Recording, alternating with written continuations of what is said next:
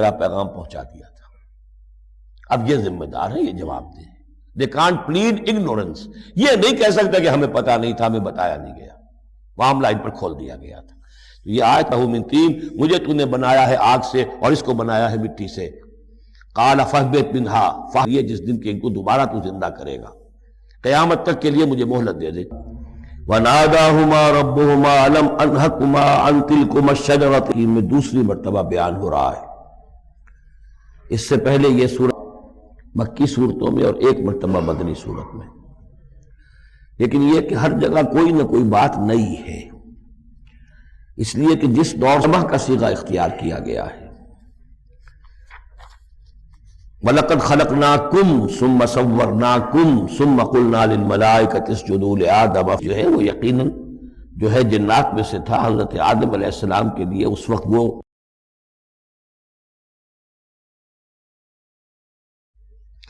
بسم اللہ الرحمن الرحیم الف لام میم صاد، یہ حروف مقطعات ہیں، اور جیسا کہ میں عرض کر چکا ہوں شروع میں، ان کا حقیقی یقینی مفہوم مطلب کسی کو معلوم نہیں. راز ہے اللہ اور بندے کے در، اللہ اور اللہ کے رسول کے مابین. البتہ یہ نوٹ کر لیجئے یہاں چار ہیں، اس سے پہلے دو الف لام میم سورہ بقرہ سورہ آل عمران، یہاں الف لام میم صاد ہے. دو صورتیں ایسی ہیں کہ جن میں چار چار حروف آئے ہیں، الف لام میم صاد، الف لام میم را. کتاب انزل الیک فلا یکن فی صدرک حرج منہ، یہ ایک کتاب ہے محمد صلی اللہ علیہ وسلم جو آپ پر نازل کی گئی ہے، تو نہیں ہونا چاہیے آپ کے جی میں کچھ تنگی اس کی وجہ سے. کس وجہ سے تنگی ہوتی تھی حضور کو صلی اللہ علیہ وسلم؟ اگرچہ آپ نے اپنی پوری جان ہلکان کر دی تھی، لیکن جب لوگ ایمان نہیں لاتے تھے تو آپ کو یہ فکر ہوتی تھی کہیں میری کوئی کوتاہی تو نہیں ہے. شریف آدمی کا معاملہ یہ ہوتا ہے. عام آدمی جو ہے وہ اپنی غلطیوں کا وبال بھی دوسروں پر ڈالتا ہے، اپنی غلطی نہیں دیکھے گا، اس نے یہ کر دیا تھا، اس نے یہ کیا، اس کی وجہ سے یہ ہو گیا، اپنے آپ کو صاف بچائے گا. لیکن شریف انسان جو ہے وہ ہمیشہ دیکھتا ہے میری خطا کیا ہے، کہیں میری غلطی تو نہیں، کوئی میری کوتاہی تو نہیں. اور اس کا ایک بوجھ ہے دل کے اوپر، یہ لوگ ایمان نہیں لا رہے، کہیں میری طرف سے کوئی کمی رہ گئی ہے، کوئی کوتاہی ہے. کتاب انزل الیک فلا یکن فی صدرک حرج منہ، اس کی وجہ سے آپ کے اوپر کوئی تنگی نہیں ہونی چاہیے. لتنذر بہ وذکریٰ للمؤمنین، یہ تو اس لیے ہے کہ آپ اس کے ذریعے سے آپ خبردار کر. تنذر بہ، وہی لفظ آ گیا جو سورہ نام میں تھا، اوحی الی ھذا القرآن لانذرکم بہ ومن بلغ وذکریٰ للمؤمنین، اور یاد دہانی ہے اہل ایمان کے لیے جن کی جو فطرتیں ہیں وہ سلیم ہیں، ابھی ان کے اندر پوٹینشلی وہ ایمان موجود ہے. اس ایمان کو، ڈورمنٹ کو وہ ایکٹیویٹ کر کے یاد دہانی، جیسے کہ آپ کو کوئی چیز بھول گئی تھی، اس کی کوئی نشانی دیکھی فوراً وہ شے یاد آ گئی. اس طریقے سے اللہ تعالیٰ نے اس کتاب کی آیات کو ذکرہ بنا دیا ہے. اتبعوا ما انزل الیکم من ربکم، پیروی کرو اس کی جو نازل کیا گیا تمہاری طرف، تمہارے رب کی طرف سے. اب یہ کس کی بات ہو رہی ہے؟ اب یہ لوگوں سے خطاب ہو رہا ہے. پہلے حضور سے صیغہ تھا فلا یکن فی صدرک حرج، اتبعوا جمع کا صیغہ ہے، پیروی کرو اس کی جو نازل کیا گیا تمہاری طرف، تمہارے رب کی طرف سے. ولا تتبعوا من دونہ اولیاء، اور مت پیروی کرو اس کے سوا کچھ اور کو اپنے اولیاء بنا کر، کچھ اور کو اپنے ند اور ضد بنا کر ان کی پیروی نہ کرو. قلیلا ما تذکرون، کم ہی ہے جو نصیحت تم حاصل کرتے ہو. یہ نوٹ کر لیجئے کہ یہ سورہ اعراف اس اعتبار سے تو قرآن مجید کی سب سے بڑی مکی صورت ہے کہ یہ 24 رکوعوں پر مشتمل ہے اور 206 آیات ہیں. 24 رکوع، مکی صورت کوئی اتنی نہیں ہے. اور دوسری جیسے کہ مدنیات میں سب سے بڑی سورہ بقرہ ہے 40 رکوعوں پر مشتمل، لیکن تعداد آیات میں ایک اور سورت ہے مکی جو اس سے بڑھ گئی ہے. 227 آیات ہے سورہ شعراء کی، لیکن سورہ شعراء میں آیات چھوٹی چھوٹی ہیں، تعداد زیادہ ہے، رکوع اس کی کل 11 ہیں. مصحف میں 14 صفحات میں سورہ شعراء آ جاتی ہے، جبکہ یہ 34 صفحات میں ہے. تو سب سے بڑی مکی صورت یہ ہے. وَكَمْ مِنْ قَرْيَةٍ أَهْلَكْنَاهَا، جیسا کہ میں نے کہا تھا ایام اللہ وَذَكِّرْهُمْ بِأَيَّامِ اللہ، یہ اس سورہ مبارکہ کا اہم عمود ہے، لہذا شروع ہی میں اب اس کا تذکرہ ہو رہا ہے. وَكَمْ مِنْ قَرْيَةٍ أَهْلَكْنَاهَا، کتنی بستیاں ایسی جنہیں ہم نے ہلاک کیا. یہ قوم نوح، قوم ہود، قوم صالح، قوم شعیب یا مورا اور صدوم کی بستیاں، کم من قریۃ اہلکناہا فجاءہا بأسنا، تو ان پر آ پڑا ہمارا عذاب بیاتن، یا تو رات کے وقت جبکہ وہ رات گزار رہے تھے، او ہم قائلون، یا جبکہ وہ دوپہر کے وقت قیلولہ کر رہے تھے۔ فما کان دعواہم اذ جاءہم بأسنا، تو پھر ان کی چیخ پکار اس کے سوا کچھ نہیں تھی جب وہ عذاب آ پڑا، الا ان قالوا انا كنا ظالمین، کہ ہائے ہماری شامت، ہم ہی ظالم تھے، ہم نے ہی اپنے اوپر ظلم ڈھایا ہے، واقعتاً ہمارے رسولوں نے تو ہماری آنکھیں کھولنے کی کوشش کی تھی۔ فَلَنَسْأَلَنَّ الَّذِينَ أُرْسِلَ إِلَيْهِمْ وَلَنَسْأَلَنَّ الْمُرْسَلِينَ، اور ہم لازماً پوچھ کر رہیں گے ان سے بھی جن کی طرف ہم نے رسولوں کو بھیجا، اور لازماً پوچھ کر رہیں گے رسولوں سے بھی۔ یہ بھی فلسفہ رسالت کا بہت اہم جو ہے موضوع ہے جو اس ایک آیت میں آیا ہے، اور بڑے زور شور کے ساتھ آیا ہے، بڑی جلالی شان کے ساتھ آیا ہے۔ دیکھیے اللہ رسول بھیجتا ہے کسی قوم کو خبردار کرنے کے لیے، اب اس پر ایک بڑی بھاری ذمہ داری آ گئی، اگر وہ کوتاہی کرے تو قوم سے پہلے اس کی پکڑ ہو جائے گی۔ سمجھ لیجیے اس بات کو، الرب رب وَإِن تنزل والعبد عبد وَإِن ترقى، یہ ایسے ہی ہے جیسے آپ نے کسی کو پیغام دیا اپنے کسی دوست کے لیے کہ بھائی ذرا پیغام وہاں پہنچا دینا، یہ کام کل شام تک وہ ضرور کر دیں، ورنہ میرا بڑا نقصان ہو جائے گا، کہ وہ کام انہوں نے نہیں کیا، آپ کا نقصان ہو گیا۔ آپ غصے میں بھرے ہوئے آگ بگولا بنے ہوئے گئے اور آپ اس سے لڑے اپنے دوست سے کہ میں نے تمہیں پیغام بھیجا تھا، تم نے میرا کام نہیں کیا، میرا نقصان ہو گیا۔ اگر وہ کہہ دے بھائی مجھے تو آپ کا پیغام پہنچا ہی نہیں، کیا کریں گے آپ؟ وہ سارے جھاگ کی طرح غصہ آپ کا بیٹھ جائے گا کہ اب غصہ کس پہ آئے گا؟ اس پیغامبر پر آئے گا۔ اب آپ جا کر اس کا گریبان پکڑیں گے، اللہ کے بندے تجھے میں نے یہ ذمہ داری سونپی تھی، یہ پیغام اہم تھا، میرا پیغام تمہیں پہنچانا تھا، تم نے نہیں پہنچایا، میرا نقصان ہو گیا، اب اس کی تلافی تم کرو۔ بالکل یہی معاملہ ہے اللہ، رسول اور قوم یا انسان۔ اللہ نے پیغامبر بنا کر بھیجا رسول کو، خدا نہ خواستہ بالفرض اس پیغام کے پہنچانے میں کوتاہی ہو جائے تو پہلا مجرم رسول ہے۔ ہاں وہ پہنچا دے تو وہ کہتا ہے اے اللہ میں نے پہنچا دیا تھا، اب یہ ذمہ دار ہے، ناؤ دے آر ریسپانسبل۔ تو یہ جان لیجئے کہ یہ محاسبہ ہونا ہے امتوں کا بھی اور محاسبہ ہونا رسولوں کا بھی۔ فَلَنَسْأَلَنَّ الَّذِينَ أُرْسِلَ إِلَيْهِمْ وَلَنَسْأَلَنَّ الْمُرْسَلِينَ، ہم پوچھ کر رہیں گے ان سے بھی جن کی طرف رسول بھیجے گئے، اور ہم پوچھ کر رہیں گے رسولوں سے بھی۔ اسی کی ایک جھلک آئی تھی نا، ماذا اجبتم، کیا جواب ملا آپ لوگوں کو؟ یا عیسی ابن مریم انت قلت للناس اتخذونی وامي الہین من دون اللہ، کیا تم نے کہا تھا لوگوں سے، اپنی امت سے، اپنی قوم سے کہ مجھے اور میری ماں کو بھی الہ بنا لینا؟ اب اس کے لیے میں چاہتا ہوں کہ ایک نقشہ ذہن میں رکھیں آپ۔ جب 23 برس کی محنت شاقہ کے نتیجے میں حضور نے اتمام حجت کر دیا، دین کا غلبہ ہو گیا، سن 10 ہجری ہے، حج کے دن ہے، حضور خطبہ دے رہے ہیں، آپ نے اپنے خطبہ حجۃ الوداع کا اختتام فرمایا سوال سے، الا هل بلغت، لوگوں میں نے پہنچا دیا کہ نہیں؟ اور پورے مجمع نے جواب دیا انا نشہد انک قد بلغت ونصحت وادیت، اور ایک روایت میں آتا ہے انا نشہد انک قد بلغت الرسالۃ وادیت الامانۃ ونصحت الامۃ وکشفت الغمۃ۔ ہاں حضور ہم گواہ ہیں، آپ نے امانت کا حق ادا کر دیا، یہ قرآن امانت تھی اللہ کی آپ کے پاس، آپ نے ہمیں پہنچا دیا، رسالت کا حق ادا کر دیا، ہماری خیرخواہی کا حق ادا کر دیا، آپ نے گمراہی کے اور ضلالت کے اندھیاریوں کے پردہ چاک کر دیا، کشفت الغمۃ۔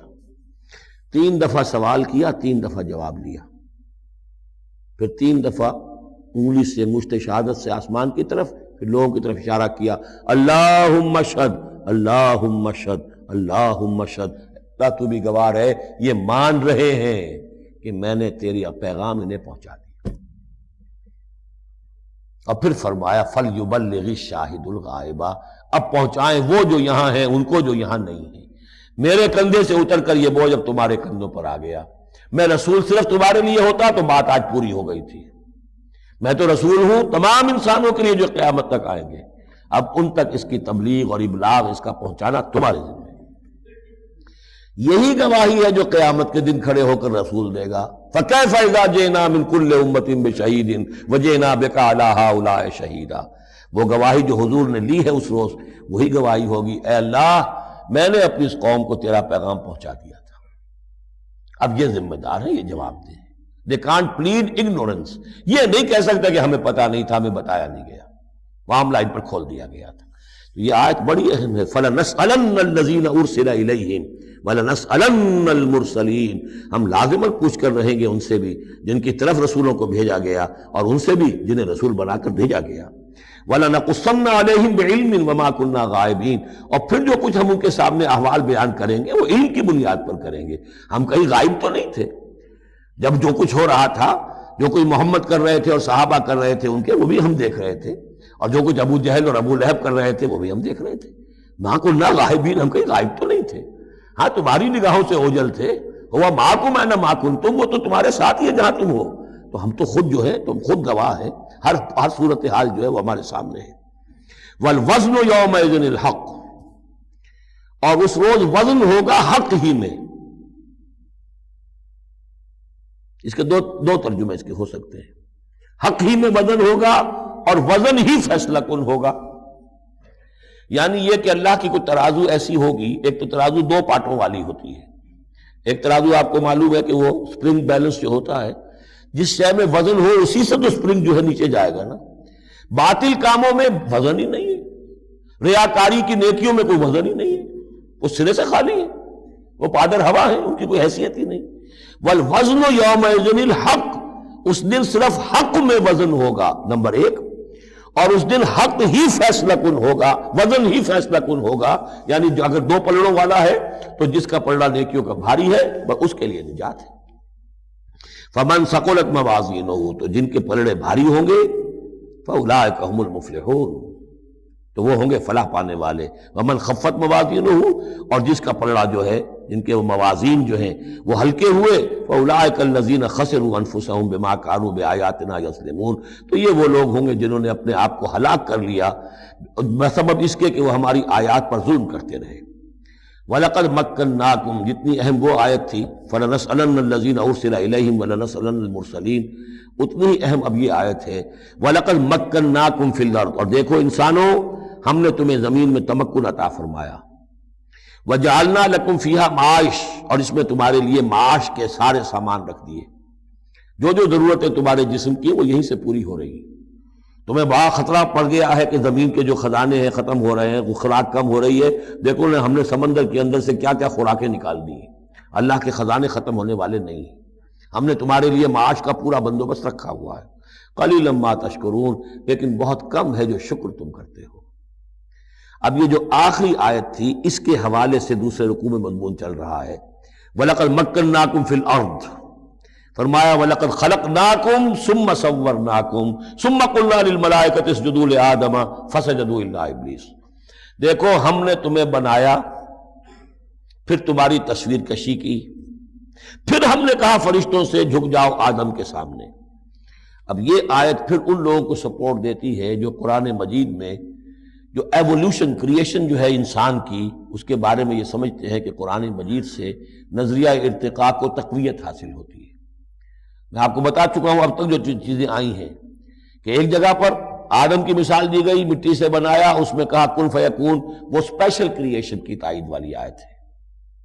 لیکن یہ کہ کسی مقام پر آپ کو وہ ایوولوشن والی بات جو ہے وہ سامنے آتی ہے۔ اب یہاں جو بات آ رہی ہے وہ اس اعتبار سے بہت اہم ہے کہ پہلے جمع کا صیغہ ہے، لقد خلقناکم، ہم نے تمہیں پیدا کیا، معلوم ہوتا ہے کوئی سپیشیز پہلے پیدا کی گئی، نسل پیدا کی گئی۔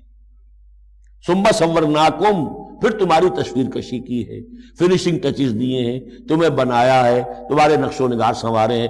ثم قلنا للملائکۃ اسجدوا لآدم، پھر ہم نے حکم دیا فرشتوں کو کہ جھک جاؤ آدم کے سامنے۔ آدم تو ایک ہے لیکن یہاں صیغے آ رہے ہیں جمع کے، اور اسی کی تائید ہو گئی تھی ان اللہ اصطفیٰ آدم و نوحا وآل ابراہیم علی العالمین، آدم کو بھی چنا تھا۔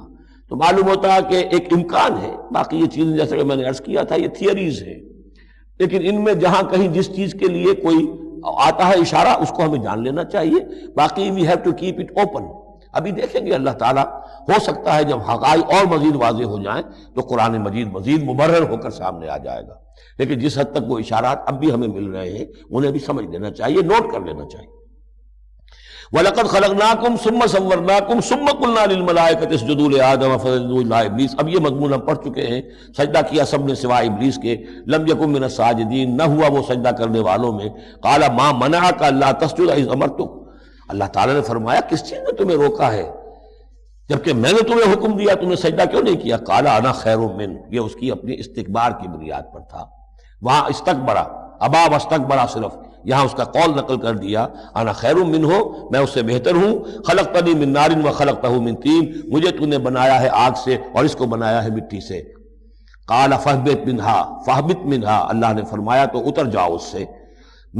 فما یکون لک ان تتکبر فیہا، اب تو تمہارے لیے کوئی موقع نہیں ہے کہ اس جنت کے اندر اکڑو اور اینڈو. فخرج انک من الصاغرین، اب تم ذلیل اور خوار ہو کر یہاں سے نکل جاؤ. قال انظرنی الی یوم یبعثون، اس نے کہا ذرا مجھے مہلت دے پروردگار اس دن تک کے لیے جس دن کہ ان کو دوبارہ تو زندہ کرے گا، قیامت تک کے لیے مجھے مہلت دے دے. قال انک من المنظرین، فرمایا ٹھیک ہے جاؤ تمہیں مہلت دی گئی. قال فبما اغویتنی، اب اس نے کہا کہ پروردگار جو تو نے مجھے گمراہ کیا اس آدم کے طفیل، اس کی وجہ سے میں رادہ درگاہ ہو گیا. لَأَقْعُدَنَّ لَهُمْ صِرَاطَكَ الْمُسْتَقِيمَ، اب میں لازماً بیٹھوں گا ان کے لیے تیرے سیدھی راہ پر. تیری سیدھی راہ توحید کی ہے، اس پر گھاٹ لگا کر بیٹھوں گا اور انہیں شرک کی پگڈنڈیوں کی طرف موڑتا رہوں گا.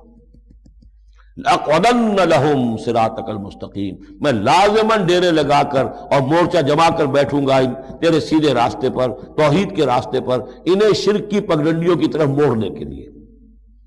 ثم لآتینہم من بین ایدیہم، میں ان پر حملہ کروں گا ان کے سامنے سے بھی، ومن خلفہم ان کے پیچھے سے بھی، وعن ایمانہم ان کے دانی جانب سے بھی، وعن شمائلہم اور ان کے بائیں جانب سے بھی. ولا تجد اکثرہم شاکرین، اور اے پروردگار تو نہیں پائے گا ان کی اکثریت کو شکر کرنے والا. قال اخرج منہا مذموما مدحورا، اللہ نے فرمایا نکل جاؤ یہاں سے برے حال میں، خسیس حال میں اور مردود ہو کر، دھتکارے جا کر. لمن تبعک منہم، جو کوئی بھی ان میں سے تیری پیروی کرے گا، لاملأن جہنم منکم اجمعین، تو میں تم سب سے جہنم کو پر کر کے رہوں گا. وَيَا آدَمُ اسْكُنْ أَنْتَ وَزَوْجُكَ الْجَنَّةَ، اور اے آدم اب رہو جنت میں تم اور تمہاری بیوی. فَكُلَا مِنْ حَيْثُ شِئْتُمَا وَلَا تَقْرَبَا هَٰذِهِ الشَّجَرَةَ فَتَكُونَا مِنَ الظَّالِمِينَ، تو کھاؤ اس میں سے جہاں سے چاہو، ہاں اس درخت کے قریب مت جانا، تم ظالموں میں سے ہو جاؤ گے. فوسوس لهما الشیطان لیبدی لهما ما وري عنهما من سوآتهما وقال ما نهاكما ربكما عن هذه الشجرة إلا أن تكونا ملكين أو تكونا من الخالدين وقاسمهما إني لكما لمن الناصحين فدلاهما بغرور فلما ذاقا الشجرة بدت لهما سوآتهما وطفقا يخصفان عليهما من ورق الجنة وناداهما ربهما ألم أنهكما عن تلكما الشجرة وأقل لكما إن الشيطان لكما عدو مبين قالا ربنا ظلمنا أنفسنا وإن لم تغفر لنا وترحمنا لنكونن من الخاسرين. صدق الله العظيم. رب اشرح لي صدري ويسر لي أمري واحلل عقدة من لساني يفقهوا قولي. اللهم ربنا الہمنا رشدنا واعذنا من شرور انفسنا. اللهم ارنا الحق حقا وارزقنا اتباعه وارنا الباطل باطلا وارزقنا اجتنابه. آمین یا رب العالمین. سورہ اعراف کے دوسرے رکوع میں قصہ آدم و ابلیس قرآن حکیم میں دوسری مرتبہ بیان ہو رہا ہے. اس سے پہلے یہ سورہ بقرہ میں اس کے چوتھے رکوع میں آ چکا ہے. البتہ آپ دیکھیں گے کہ اگرچہ یہ قصہ جو ہے قرآن مجید میں 7 مرتبہ آیا ہے، 6 مرتبہ مکی صورتوں میں اور 1 مرتبہ مدنی صورت میں، لیکن یہ کہ ہر جگہ کوئی نہ کوئی بات نئی ہے، اس لیے کہ جس دور سے بھی یہ تحریک جو ہے حضور کی دعوت کی گزر رہی تھی اس دور کے حوالے سے کچھ چیزیں جو ہیں وہ ہر جگہ پر آپ کو مزید نمایاں ملیں گی. اب مثلاً اس رکوع کے شروع میں ہمیں وہ عظیم آیت ملی ہے کہ جس میں جمع کا صیغہ اختیار کیا گیا ہے۔ وَلَقَدْ خَلَقْنَاكُمْ ثُمَّ صَوَّرْنَاكُمْ ثُمَّ قُلْنَا لِلْمَلَائِكَةِ اسْجُدُوا لِآدَمَ فَسَجَدُوا إِلَّا إِبْلِيسَ، اس کے بارے میں پچھلی مرتبہ میں عرض کر چکا ہوں۔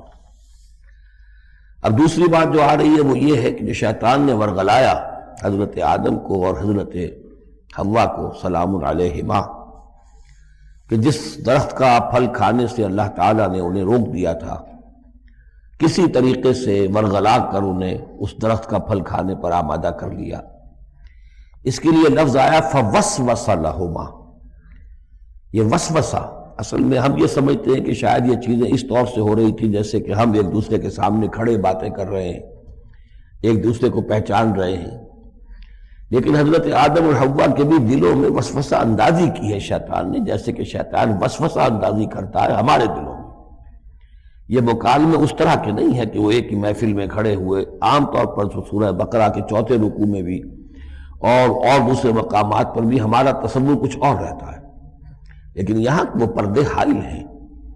ابلیس جو ہے وہ یقیناً جو ہے جنات میں سے تھا، حضرت آدم علیہ السلام کے لیے اس وقت بھی وہ انویزیبل تھا، لہذا لفظ جو آیا ہے فوسوس لہما الشیطان، وسوسہ ان کے دلوں میں ڈالا۔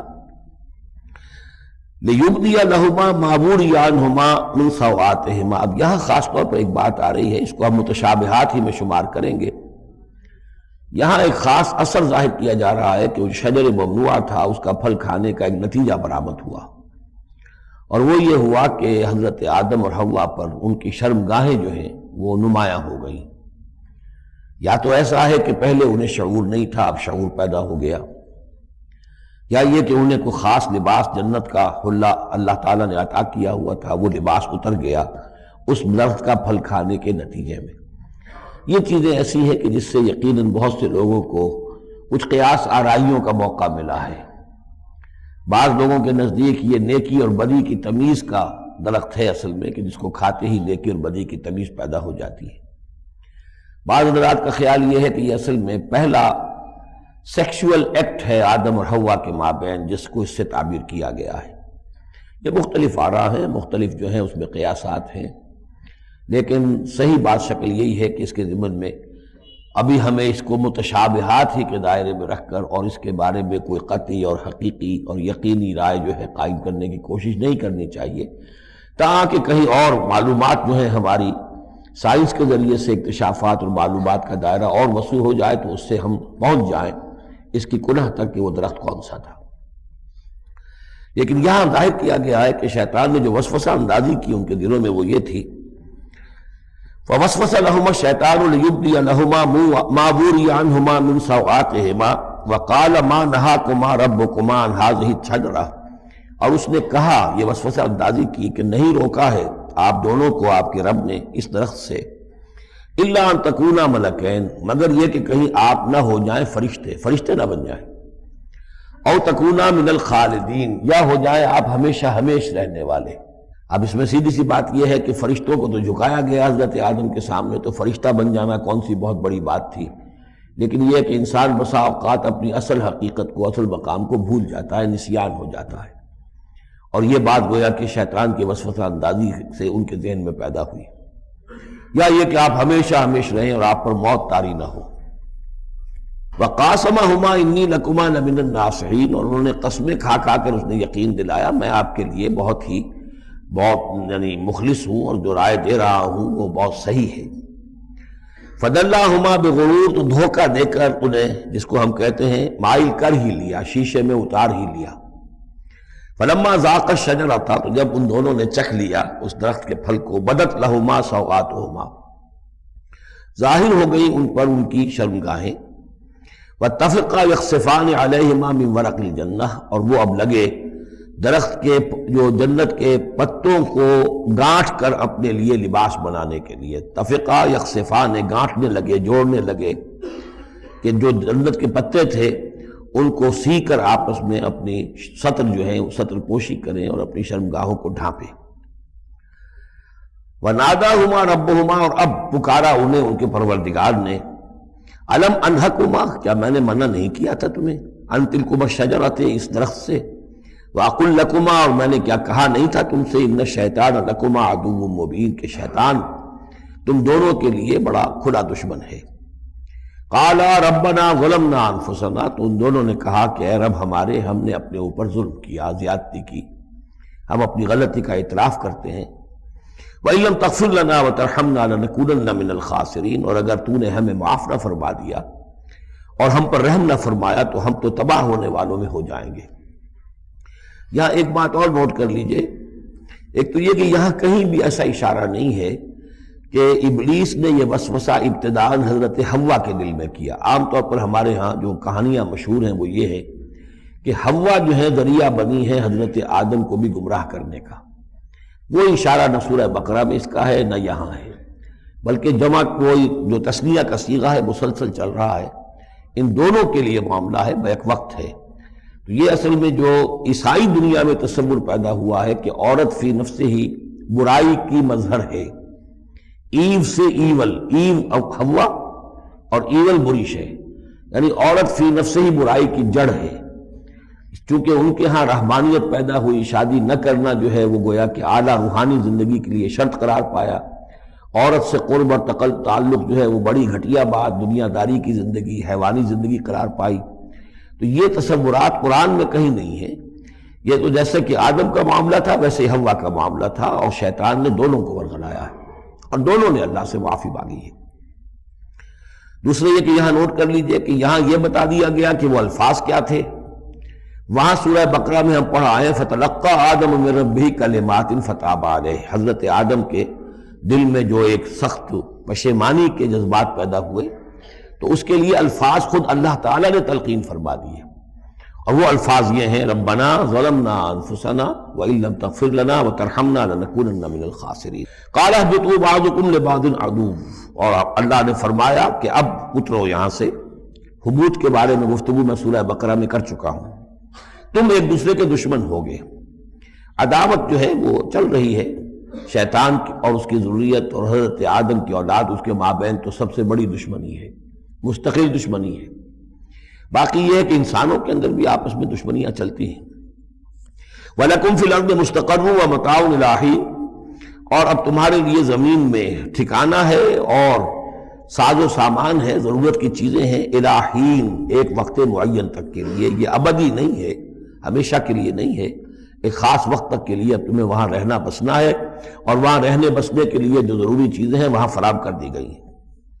قال فیہا تحیون وفیہا تموتون ومنہا تخرجون، ساتھ یہ بھی فرما دیا کہ اب اسی زمین میں تم رہو گے اور اسی میں تم مر کر داخل ہو جاؤ گے، فیہا تموتون، اسی میں مرو گے، ومنہا تخرجون، اسی میں سے تمہیں دوبارہ نکال لیا جائے گا، بعث بعد الموت۔